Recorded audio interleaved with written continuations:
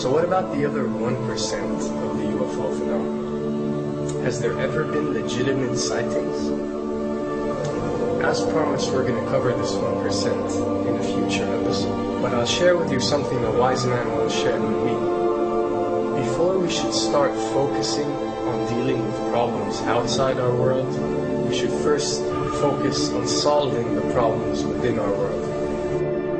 And before you can start solving problems within your world, you first have to solve problems within yourself and within your surrounding environment of family and friends. So basically what I'm trying to say is that we have priorities that we need to focus on first and foremost so we can successfully build our lives and our minds. Now, it's no secret that the difference between what the government knows about UFOs and aliens and what is shared or released to the public is extremely enormous. And unfortunately, governments and several organizations on Earth are taking advantage of the UFO phenomenon to achieve worldly agendas. So why do we see particle beams, huge ones, firing at things that are, you were saying 200,000 Gs? Yep. I mean, go over that. Well, because I think it's part of a test for if there are bad guys out there. Or maybe they're doing preparations for faction. We may be looking at more than one faction. Remember, these groups tend to fragment. They fractally fragment so that you have wars within wars within wars. You know. But why would NASA release that footage? Well, remember, you've got all the good guys in NASA, and then you've got a few who are not good guys. The good guys don't know that there's something to keep secret. They, remember, the lie's different at every level. They believe the lies they've been told. So when you set up a structure, an institution, which is supposed to be open and above board and is supposed to present live TV of the shuttle mission, they present live TV. Now, the controllers can't say, oh, well, you can broadcast this, but you can't broadcast that. Because the honest guys will then say, sure. Well, why can't we broadcast that? So people always say if this was happening, it would come out, and it is coming out. Well, I mean, I agree with you. When you've got the Catholic Church saying we need to love the aliens, they're our brothers, when you've got every major denomination saying it, when you've got all the movies, and you've got, you know, in the 80s, huge programs at the Olympics with aliens landing, you know, fake aliens, and you've got huge things the size of 3 football fields floating over Dallas, and stuff all over the place. Something's going on, and then I read government documents about fake extraterrestrial landings. You know, any of this. Why? I mean, you believe it's fake. Remember Operation Northwoods? Yes. Okay. Or we can go to the, September 11th. Governments do huge, big things to sway populations at key nodal points in history. They love hoaxes. Yeah, well, it's manufactured history is what it is. We are building, I mean, all my UFO friends, I need to shake them because they're so, frankly, they're extremely naive, Alex. They really believe we're building toward disclosure. I believe we're building toward a mass, carefully manufactured, fake event where ETs, who are really humans, who are really part of this secret clique, who are probably Nazis, you know, who have developed and perfected their technology from World War II, which is why you've got to get, you know, Joseph on. They are going to basically fake out the world.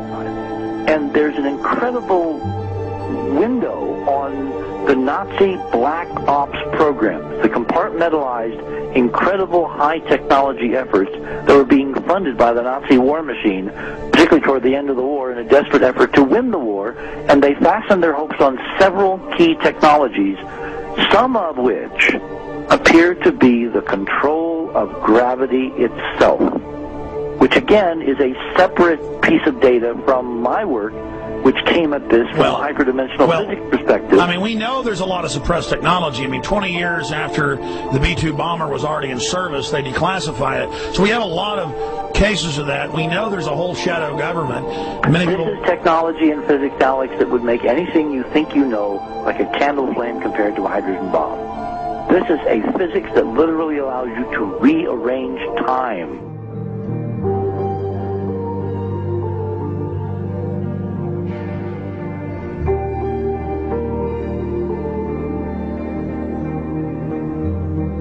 But I mean, imagine you've got all these compartments in these pyramids within pyramids of compartmentalization. That's why that's the New World Order symbol.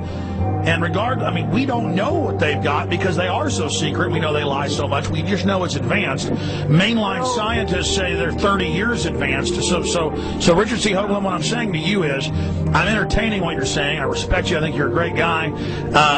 My only issue is, like you said, dealing with what we know they could be up to. The fact, Alex, we have done experiments. We have our own data. We have experiments now from the Soviet Union. 30, 40 years when the Iron Curtain came down, when Glasnost finally prevailed, a huge amount of stuff was declassified from the KGB as well.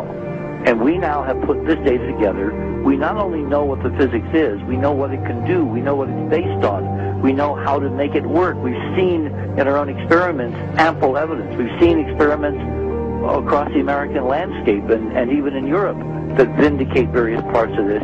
And the latest thing I'm working on, it looks like von Braun himself was deeply involved in some of this early physics experimentation, that they're keeping all the good stuff for themselves. The reason is that if we got access to the good stuff, if we got access to the technologies, the energy, we wouldn't be worried about $4, $5 a gallon gas or $10 a gallon gas. We would live like people are supposed to live, all 6 billion of us who could live lightly on the earth, Alex, with this technology. And live longer.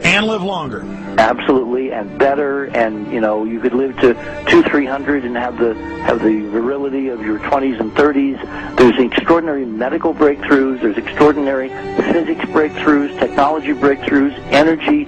It's all been kept away. Think about it. We're already on a planet hurtling through space, all these wonders around you, and you've been taught it's bizarre to question, and that's because there's so many kooks in the alternative movement who do talk about ridiculous, Hollywood-style green men, instead of really looking at the shadow government and all these crazy secret societies that are admittedly running NASA and the shadow government. Well, ladies and gentlemen, during this talk that I'm going to give you, I'm going to explain to you the history of this phenomenon, who the secret government really is, and I will name them by name, beginning group, the study group. I will tell you who they are today. I'm going to tell you what this is all about. I'm going to tell you who's selling drugs to your children, and I'm going to tell you why the United States government is afraid for you to find out what the truth is regarding UFOs.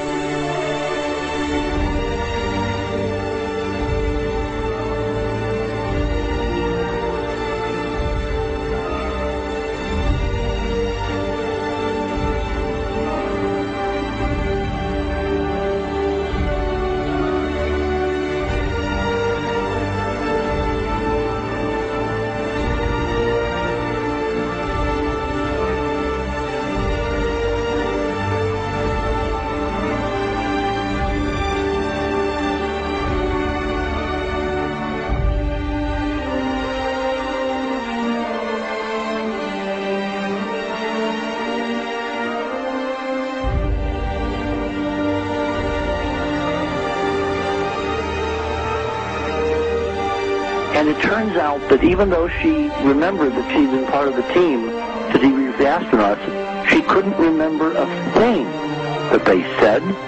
She couldn't remember why she no longer was working with NASA.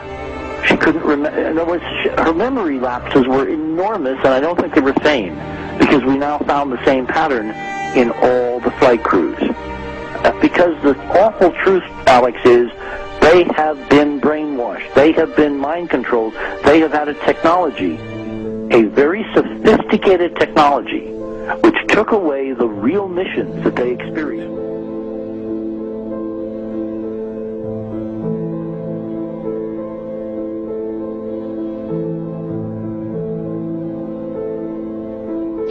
Sorry.